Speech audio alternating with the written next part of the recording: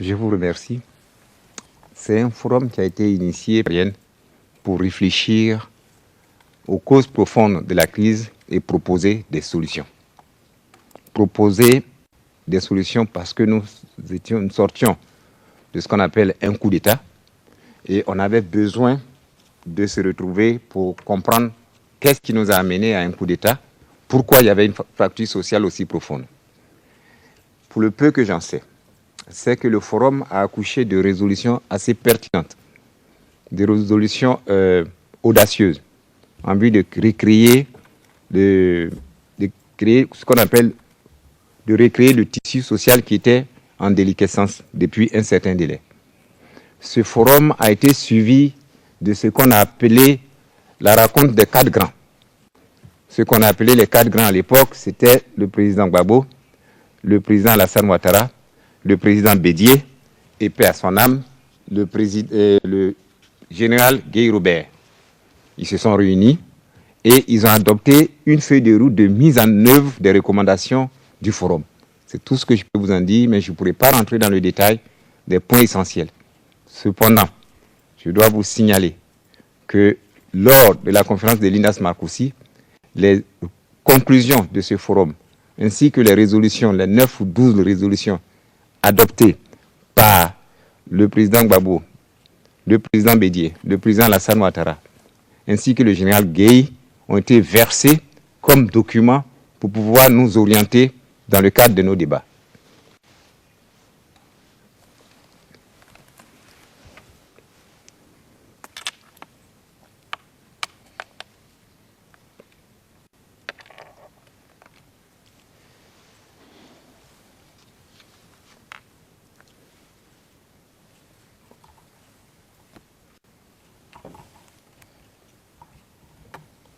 Avant ce forum de réconciliation nationale,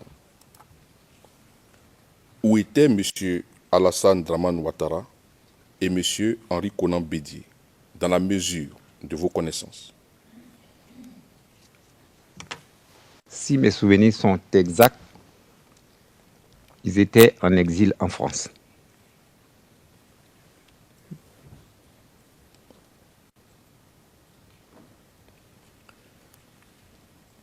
Ces 2 hautes personnalités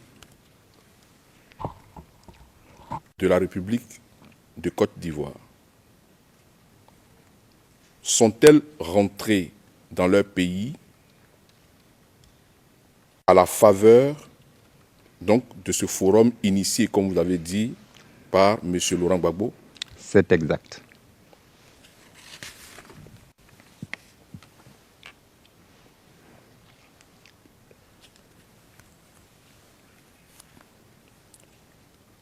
Après ce forum, est-ce que vous avez souvenance donc d'un gouvernement qui a été constitué suite à ce forum de réconciliation nationale?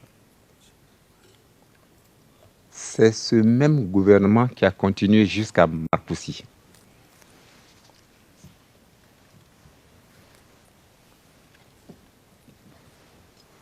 Puisque si mes souvenirs sont exacts, il a commencé au mois de novembre 2001 pour se terminer un mois après.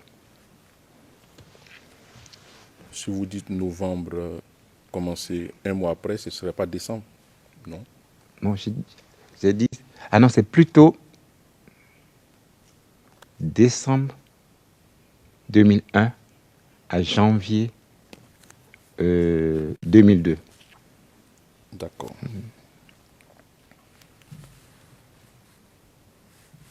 Vous avez parlé de la rencontre des 4 grands à Yamoussoukro. Et vous avez cité M. Laurent Gbagbo, M. Robert Gueye, on dit chez nous paix à son âme, M. Alassane Dramane Ouattara et M. Henri Konan Bédié. Suite donc à la grande crise que vous avez donc évoquée, le coup d'État et les causes profondes qui ont conduit donc à l'organisation de ce forum. Quel a été l'impact sur le tissu social? Quel a été l'impact de la rencontre de ces 4 grands à Yamoussoukro? Au plan social, nous étions heureux de savoir que les principaux leaders se sont assis, se sont parlé et ont intégré dans leur approche, ils ont décidé d'intégrer dans leur approche politique les résolutions du forum. D'accord.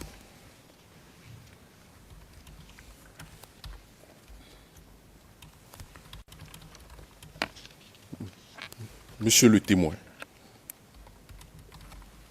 c'est vrai que vous n'étiez pas membre du forum, Non.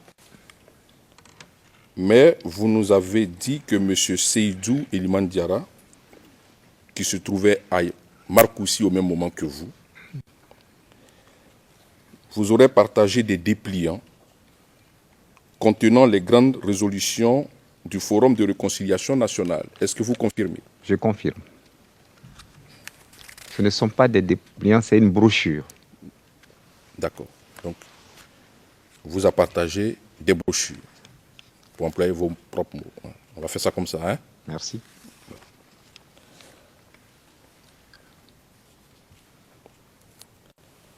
Les années sont passées, ce n'est pas évident. Je vais essayer de vous donner certains thèmes, certains points. Okay. Si ces thèmes-là étaient contenus dans cette brochure, vous me dites oui. Si vous n'avez pas souvenance, vous me dites, monsieur, je n'ai pas souvenance. On peut y aller? Allons-y. Merci.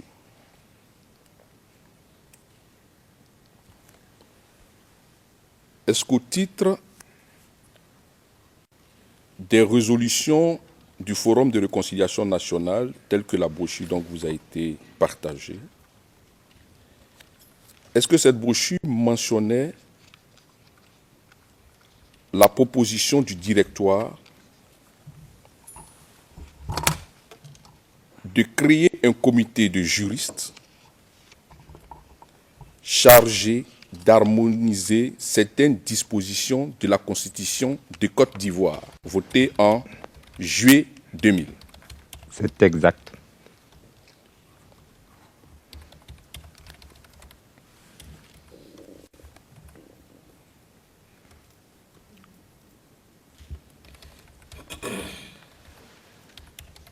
Est-ce que cette brochure,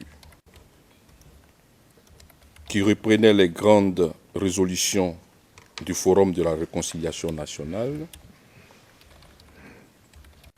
avait mentionné la préoccupation de l'État en ce qui concerne le foncier, notamment le foncier rural? C'est exact.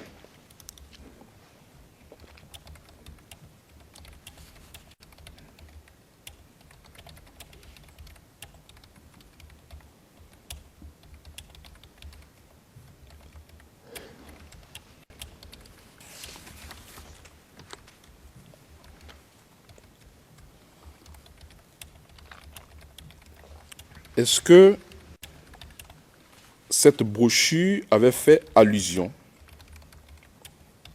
à la mise en place d'une commission pour reprendre à zéro l'enquête sur ce que l'on a appelé en Côte d'Ivoire le charnier de Yopougon? Je n'ai pas souvenance.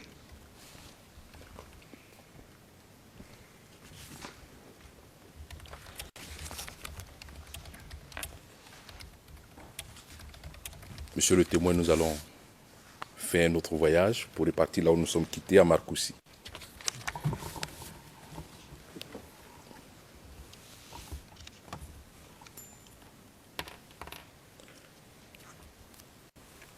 Vu la brochure qui vous a été partagée par le président du directoire, M. Seydou Eliman Diarra,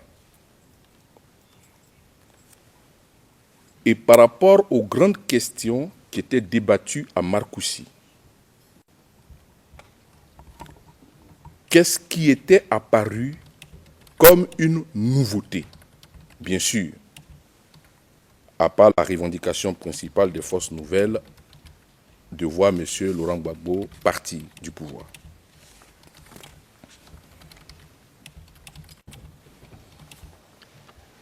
Je dois dire que de manière fondamentale, il n'y avait pas trop grande différence. Je dois lui dire, parce que, voyez-vous, il nous a été donné de constater que certaines résolutions qui ont été prises pendant le forum, et même celles relatives à la rencontre des 4 grands, n'ont pas été mises en œuvre dans le temps. En l'occurrence, le groupe d'experts, de juristes, ça n'a pas vu le jour. Et après la rencontre des 4 grands, on a attendu, on a attendu, on a attendu, et rien n'est venu.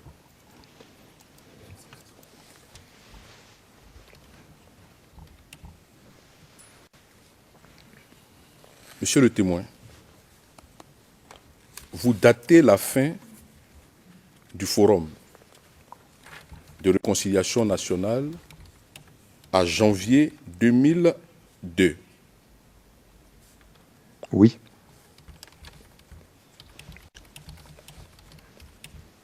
Le coup de force, le début de la crise en Côte d'Ivoire, nous sommes d'accord que c'est le 19 septembre 2002. Exact.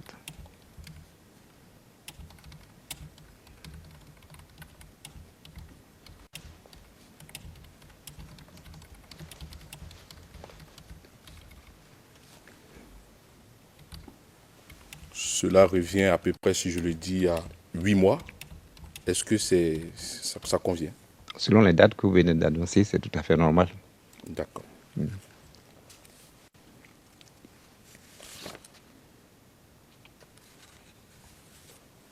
Monsieur le témoin, vous avez appartenu à un gouvernement, je crois si ma mémoire est bonne, c'est de septembre 2006 à avril 2007. 2007. Vous êtes donc habitué à la gestion des choses du pouvoir, d'une manière ou d'une autre. Certainement.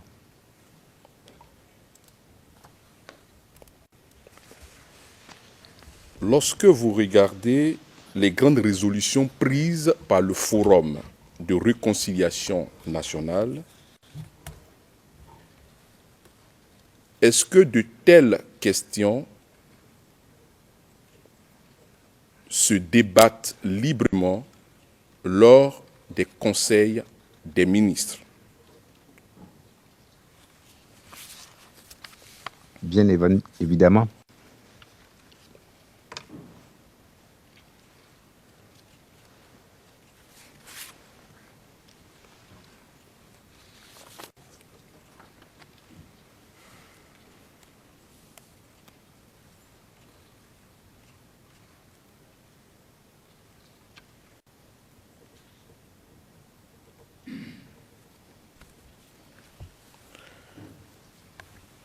Lorsque je vous ai posé la question tout à l'heure,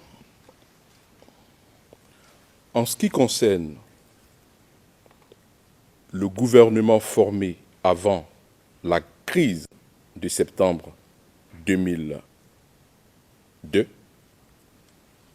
nous avons le FPI, le PDCI, le RDR, le PIT, l'UDPCI. Lorsque vous êtes à Marcoussis, dans les résolutions prises, l'on parle de la formation d'un gouvernement de réconciliation nationale. Selon les participants à ce forum dans le MFA, quel était le contenu de cette appellation en référence à ce qui existait déjà? En référence à ce qui existait, je dois dire que ce qui existait avant, c'était un gouvernement d'union. Ce n'était pas un gouvernement de réconciliation. Mais mieux, se sont invités 3 acteurs, le MPIGO, le MJP et le MPCI, qui sont des acteurs nouveaux. Ils n'étaient pas au forum de réconciliation nationale. Ils n'étaient pas à la rencontre des 4 grands. Donc 3 nouveaux acteurs se sont invités. Et ces 3 acteurs ont été intégrés dans la conférence de Linas Markoussi. Il était tout à fait normal, compte tenu de la fracture profonde que nous avons connue, que maintenant, on forme un gouvernement qu'on appelle réconciliation nationale. Donc le contexte avait totalement changé.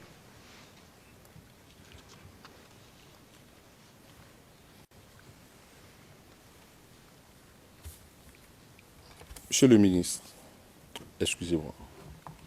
Sorry. Monsieur le témoin. It's okay. Thank you. Le président, ne vous en formalisez pas. Allez-y. Monsieur le témoin.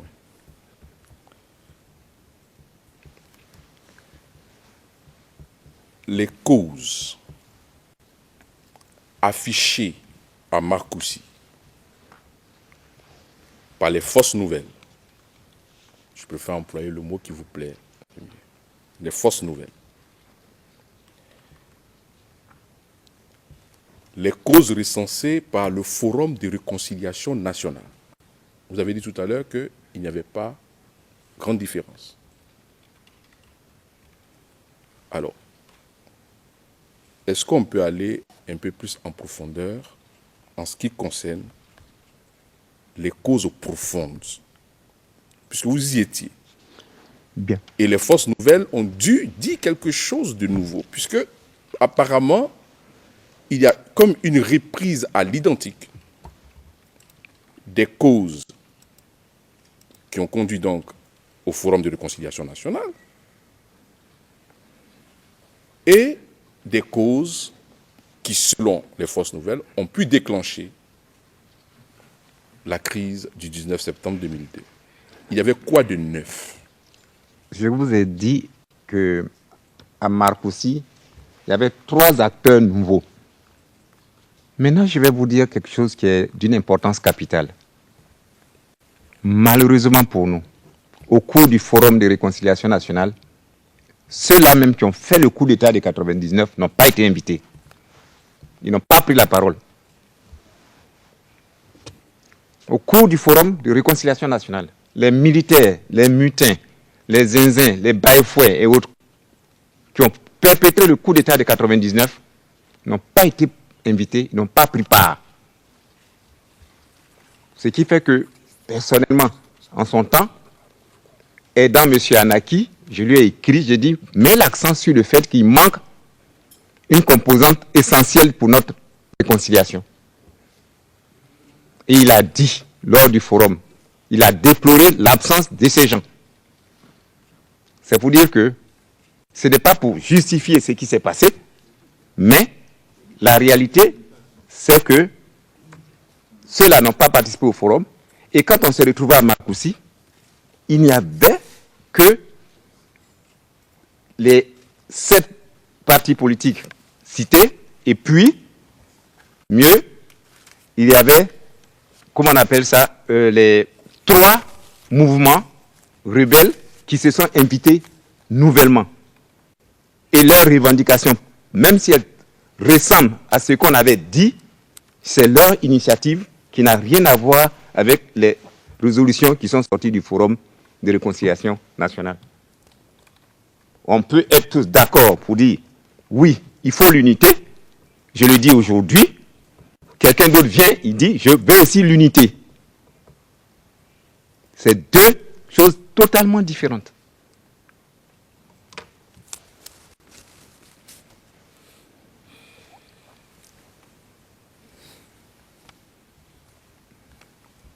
Monsieur le témoin, est-ce que Monsieur Robert Gueye, paix à son âme, était à l'INAS Marcoussis? Il était déjà mort. Il n'y était pas. Et au Forum de réconciliation nationale? Si, il y était. Dites-moi, quels étaient ceux qui étaient à la tête donc, du coup d'État de 99? Officiellement, c'est le général Gueye. Un général ne fait pas un coup de force s'il n'a pas de troupes. Il y avait le général Palimpo, le général Koulibaly, le général De Mathias, et à côté, il y avait Moissi Grenard, il y avait celui de Sassandra, j'ai oublié son nom. Mais cette junte militaire de quelques 5 personnes, vous vous doutez bien que même s'ils sont très puissants, ils n'arriveront jamais à faire un coup d'État. Ils ont dû s'appuyer essentiellement sur des soldats. Mais ces soldats, aucun n'a pu témoigner pendant le Forum de réconciliation nationale. C'est seulement le général Gueye qui a pu venir donner sa position en tant que chef de la chaîne militaire.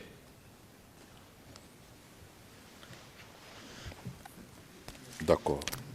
Nous allons avancer.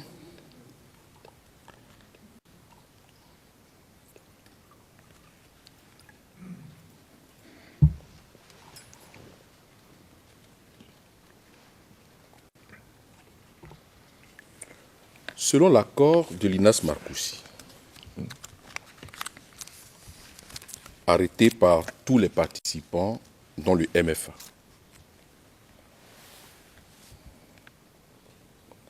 il a été prévu un Premier ministre de consensus.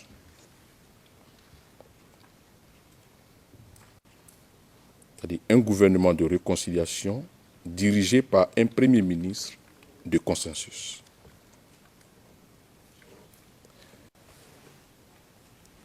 Qu'est-ce que les participants de Marcoussis entendaient par cette expression? L'expression consensus est connue. Un Premier ministre qui fait l'unanimité aux yeux de tout le monde. Le consensus. On était d'accord pour dire que le Premier ministre qu'il allait désigner soit un Premier ministre accepté par tous.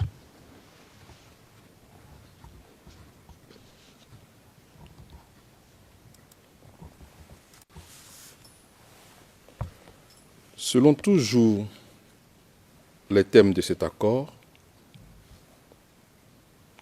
ce Premier ministre, accepté par tous, pour reprendre vos propos, devait rester en place jusqu'aux prochaines élections. Oui ou non? C'est ce qui avait été décidé.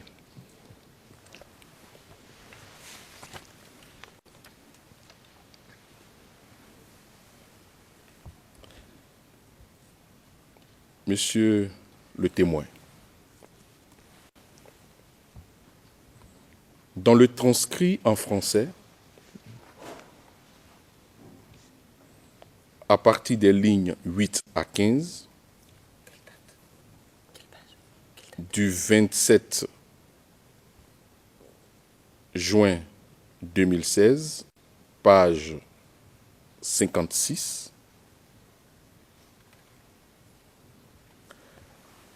le procureur vous a posé une question en disant: pour ce qui est de l'autorité du président de la République, quel a été l'impact de la signature de cet accord, parlant de l'INAS Marcoussis?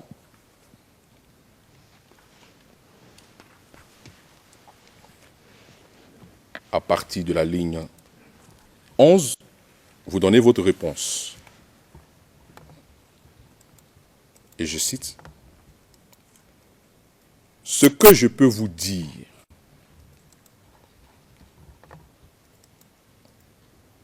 c'est que cet accord n'a pas remis en cause la légalité constitutionnelle en Côte d'Ivoire. »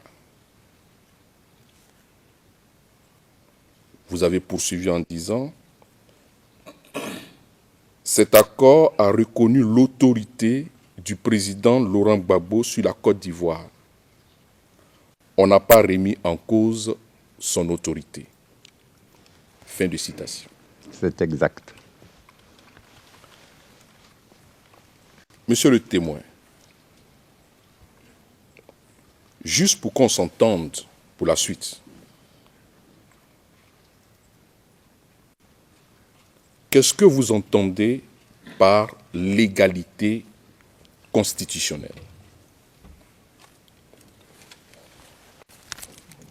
Le président élu de la Côte d'Ivoire en 2000,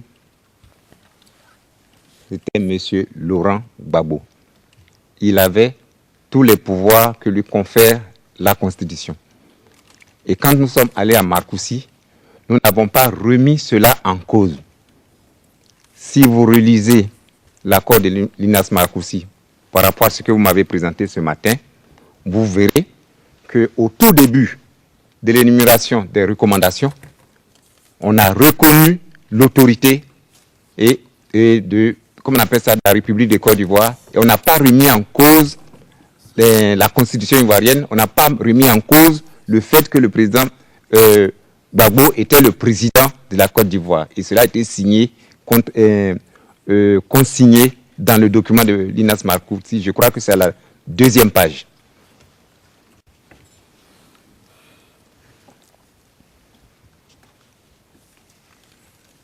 Donc, si je vous comprends bien,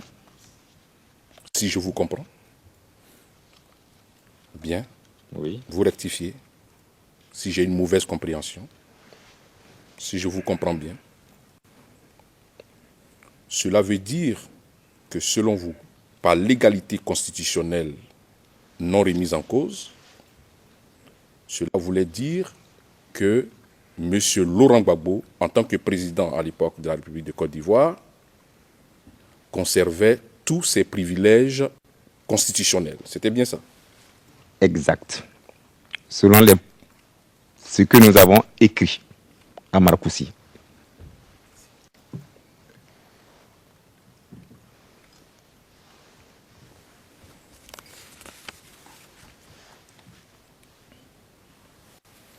Je vais appeler une pièce. Il s'agit de la Constitution de la République de Côte d'Ivoire.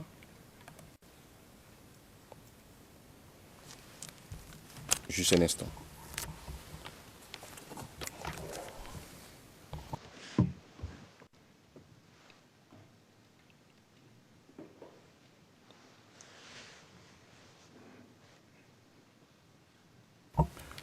Juste un instant, s'il vous plaît.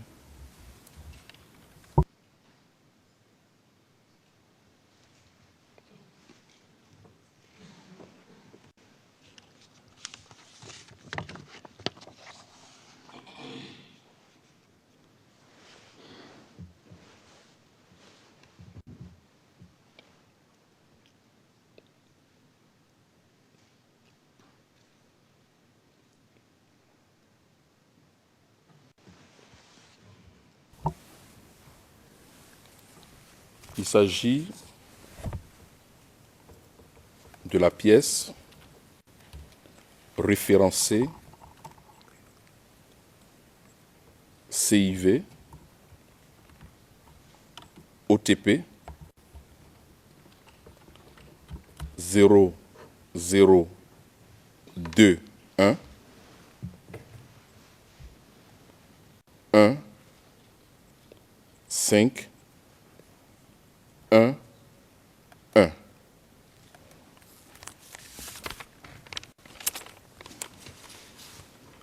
C'est sur nos documents, c'est le numéro 143.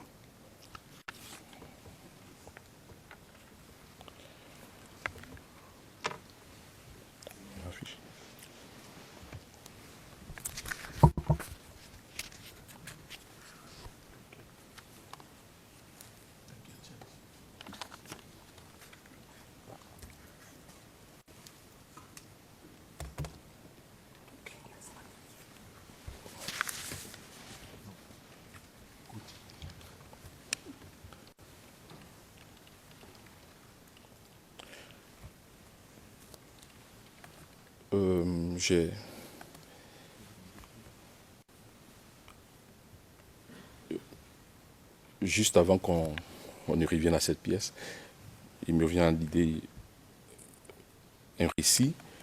Je ne sais pas, c'était peut-être le lundi ou le mardi. Vous avez parlé d'un député du FPI qui, dans une ville, je crois, Zopé, je ne sais pas, aurait porté atteinte aux droits d'autrui. Hein. Et vous avez demandé au commandant de la gendarmerie, si ma mémoire est bonne, Oui.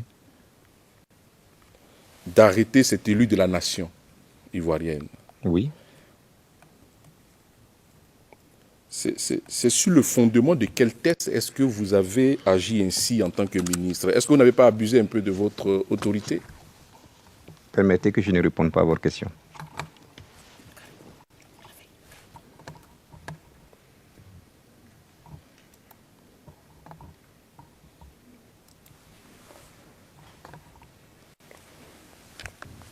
Pour faire simple, pouvez-vous me dire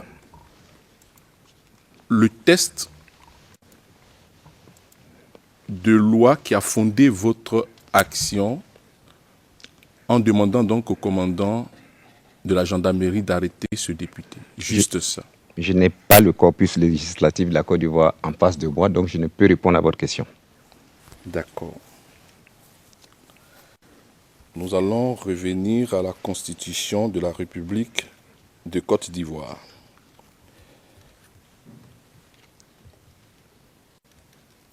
Est-ce que vous avez le document devant vous, monsieur le témoin? Excuse me. Président, excusez-moi, Maître Hendry. Est-ce que vous pourriez éclairer notre lanterne? Qu'est-ce que cela a à voir avec le procès?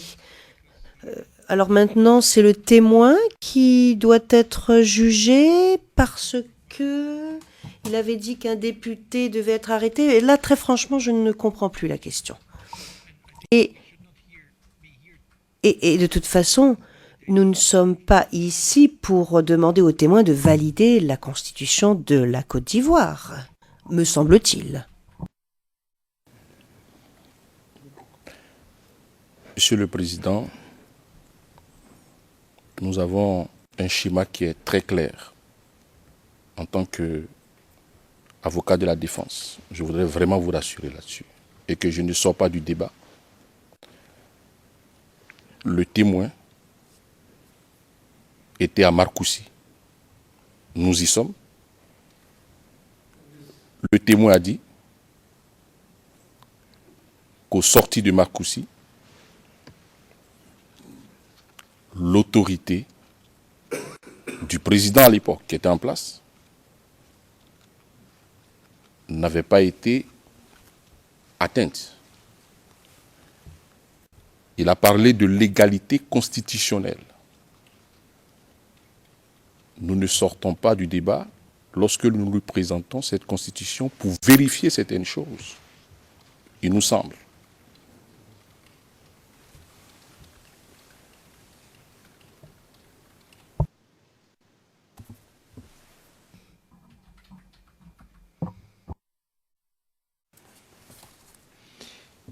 Yes, but Oui, certes.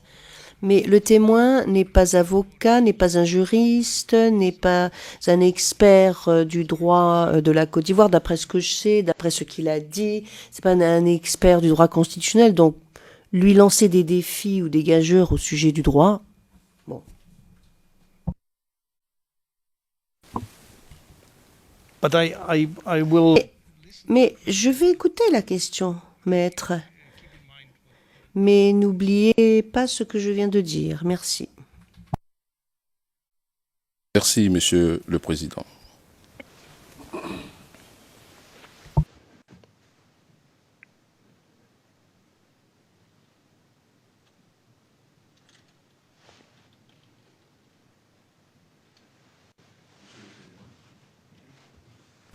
Microphone. Nous sommes à Marcoussis.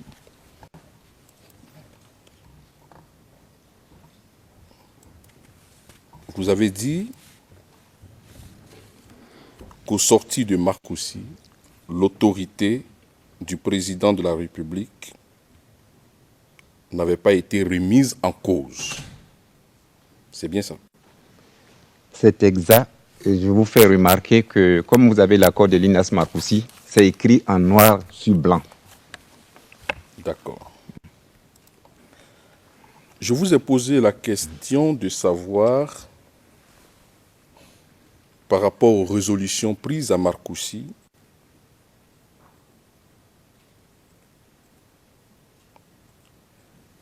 s'il y avait la désignation d'un Premier ministre de consensus. Vous m'avez expliqué tout à l'heure ce que ça voulait dire.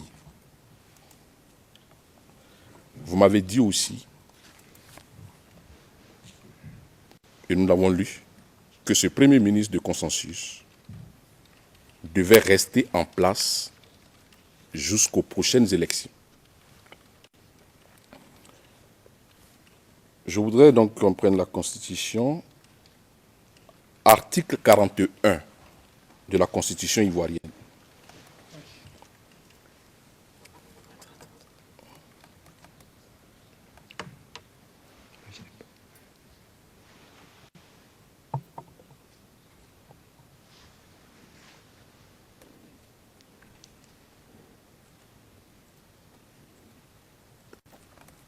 Je lis ceci. Le président de la République est détenteur exclusif du pouvoir exécutif. Il nomme le Premier ministre, chef du gouvernement, qui est responsable devant lui. Il met fin à ses fonctions.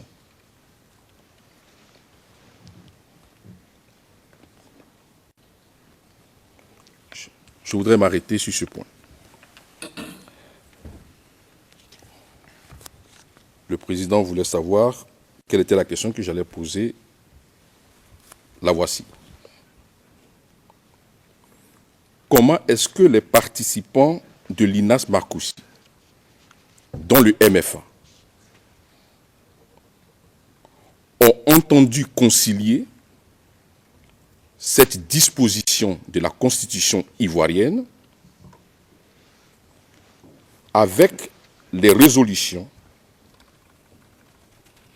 que vous et moi nous avons lues, qui prévoient un Premier ministre de consensus, c'est-à-dire accepté par tout le monde,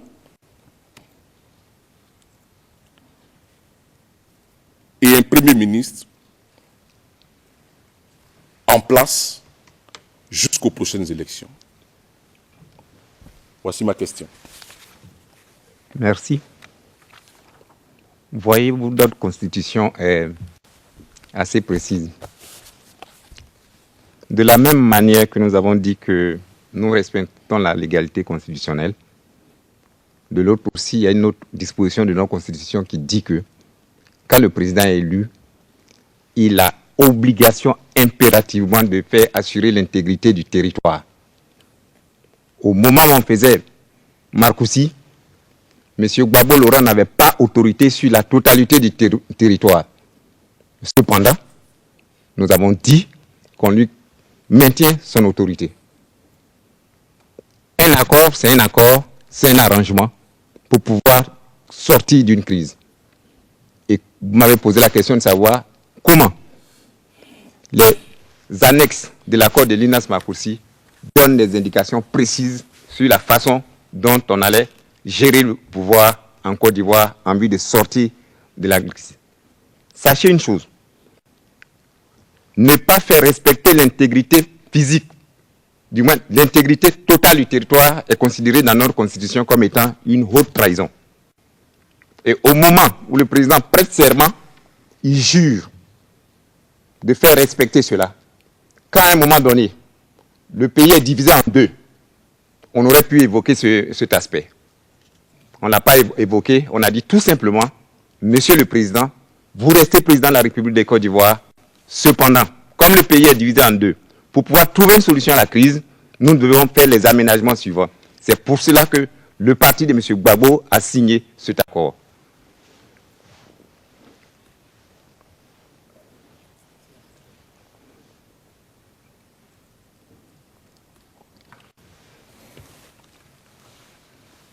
Je reviens à ma question. Ma question était précise. Je dis, comment est-ce que les participants de la table ronde de Linas Markoussi comptaient concilier ces résolutions qui, dans ma lecture, font entorse à cette loi fondamentale. Comment? Le comment se trouve dans les annexes de l'accord de Markoussi. Cette loi, du moins cette disposition, comme vous le dites, faisait entorse. Mais il y a quelque chose qui était fondamental. La première des entorses, c'est que notre pays était divisé en deux.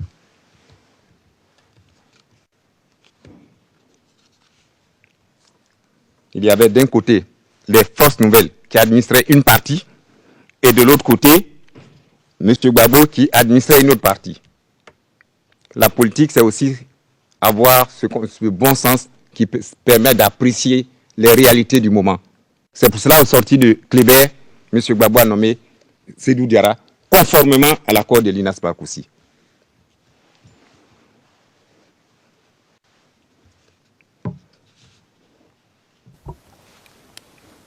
Monsieur le Président, excusez-moi, je voudrais partager quelque chose avec votre Chambre, mais en dehors de la présence du témoin. Les choses seront très claires, si vous permettez.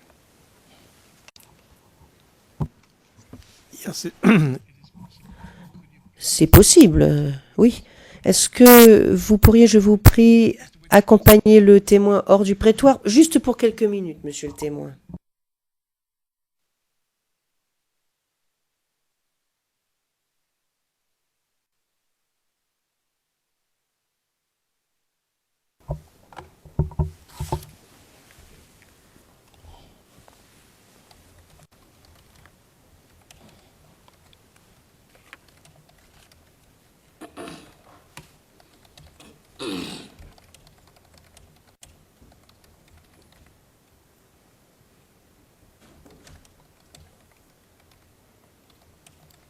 Maître Hendry. Alors, Monsieur le Président, j'ai voulu m'adresser à votre Chambre pour que les choses soient bien comprises. Nous sommes là pour tenter de comprendre les choses.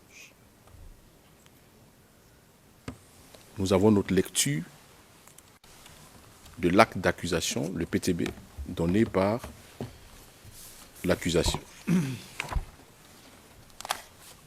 Tout à l'heure, vous avez semblé penser que j'étais en train de sortir du débat. Notre stratégie est très simple. Notre compréhension. Nous voulons vous montrer que contrairement à ce que dit le témoin, de dire qu'à Markoussi, aux sorties de Markoussi, le président, permettez cette expression, puisqu'en ce moment il était, Laurent Gbagbo, avait tous ses privilèges. Il vous l'a dit. Il a dit aux sorties de Markoussi, l'autorité du président n'a pas été remise en cause. Là, tout à l'heure, vous comprenez, avec ce que nous venons de faire, que le témoin est en train de nous montrer qu'à Marcoussis, on a dû porter atteinte à la Constitution de Côte d'Ivoire. C'est ça que nous tentons de comprendre. C'est ça que nous voulons démontrer à la Cour. Et que contrairement au postulat posé par l'accusation, dans notre compréhension des choses, il y avait une crise de défense des institutions et non un plan commun. Voilà ce que nous voulons démontrer. Je voulais le dire pour ne pas que la Cour ait l'impression que je suis en train de la perdre. Voilà notre démonstration. No, I don't think. Je ne pense pas que nous ne comprenions pas. Excusez-moi d'avoir l'air un peu suffisant, mais bon, je vous remercie en tout cas de ces explications, parce que parfois j'ai quelques mal à comprendre pourquoi certaines questions sont posées, mais peut-être que c'est de ma faute. Parce que j'ai l'habitude d'orienter mon raisonnement par rapport d'un côté aux charges et de l'autre côté aux accusés ou à l'accusé. Voilà dans quel espace je gravite en règle générale. Alors qu'ici, nous sommes en train de parler de choses qui sont quand même assez éloignées de ces éléments. Alors pour ce qui est de l'accord de Marcoussis et de ce qui s'est passé à Marcoussis, c'est un accord, certes, mais vous ne pouvez pas lui demander de parler au nom de tous les participants. C'est comme si il était maintenant le porte-parole de toutes les personnes qui étaient présentes là-bas. Il y avait de nombreux groupes présents là-bas et le résultat fut un compromis, une solution de compromis. Mais ça, c'est mon idée à moi. Donc, je pense que pour ce qui est de la responsabilité que vous lui attribuez, lorsque vous lui posez ces questions, vous lui posez des questions au sujet de l'accord de Marcoussis. Mais bon, ceci étant dit, je comprends tout à fait, maître. Donc poursuivez et n'oubliez pas qu'il y a des charges et 2 accusés. Je les ai constamment à l'esprit et ma démarche est d'éclairer le tribunal. Vous allez nous comprendre jusqu'à la fin de notre interrogatoire. Okay, can you bring. Merci. Est-ce que vous pourriez faire entrer le témoin à nouveau dans le prétoire? Enfin, quoi qu'il en soit, merci. Merci de nous avoir fourni cette explication. Merci pour cette intervention et cette explication, car je pense que cela a parfois du bon.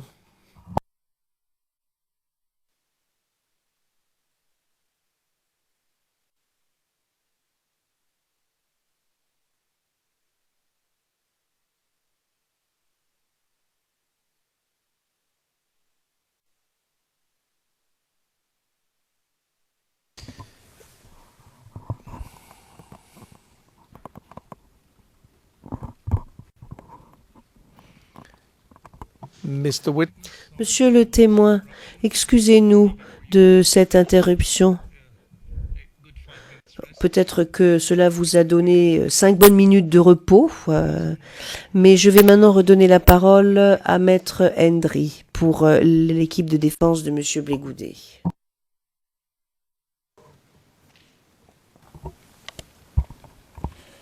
Merci, Monsieur le Président.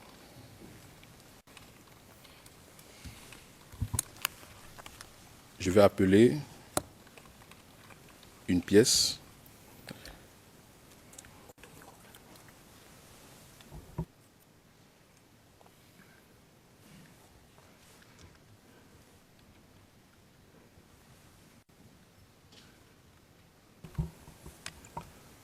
juste un instant.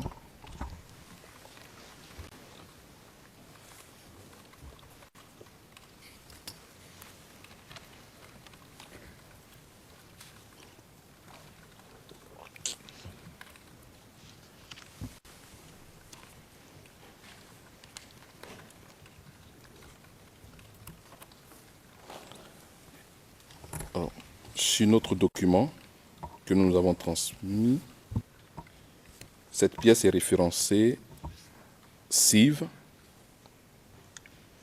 c'est le numéro d'ordre 147. CIV D15 0004 04 9 8. Il s'agit d'un livre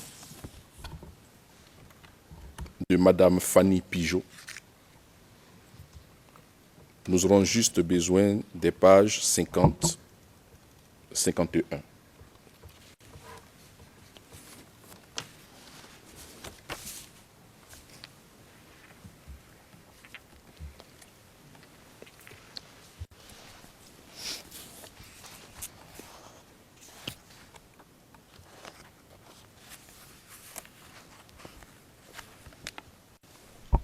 Monsieur le témoin, avant de vous poser la question relativement à ce document, est-ce que à Marcoussis était présent Monsieur Mamadou Koulibaly? Attendez d'abord. Juste pour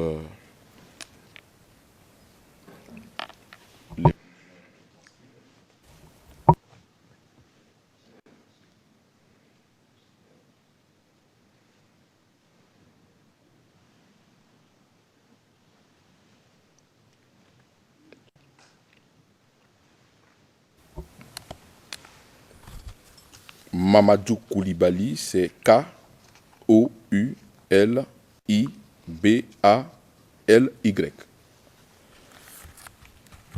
Alors, la case manager me fait dire que nous avons quelques petites difficultés. Alors, je voudrais demander l'aide du greffe. Est-ce qu'on pourrait afficher les pages 50 et 51 de ce document? Évidence tout. Monsieur le Président, si je peux, nous affichons les documents dans le canal Evidence 1. C'est la page 50 à 51 du livre qui correspond à la page CIV des 15 0004 05 23. Monsieur Dermidjian, Monsieur le Président.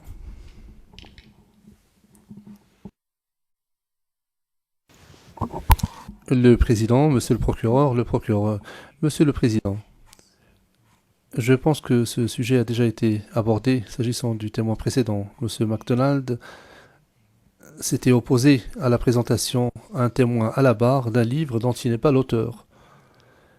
Je n'ai pas d'objection à ce que la défense pose des questions directement au témoin sur la base de quelques documents que ce soit dont il dispose.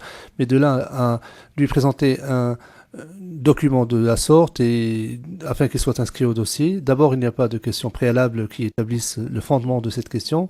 Et comment peut-on poser des questions à un témoin sur un livre écrit par quelqu'un d'autre? Le Président, tout dépend de la manière dont la question sera formulée. À l'évidence, c'est une question qui se rapporte au livre. Il ne s'agit pas d'une demande de versement au dossier du document comme tel. Il n'y a pas de contradiction en soi. À mon sens, c'est plus un outil, une aide, afin qu'il puisse poser sa question, pas plus que cela. Il n'est pas en train d'opposer le témoin à cela. Il ne s'agit pas de rafraîchir la mémoire non plus du témoin. Il s'agit simplement d'un outil pour l'aider à poser la question. Si je vous pose la question, ou après avoir lu un passage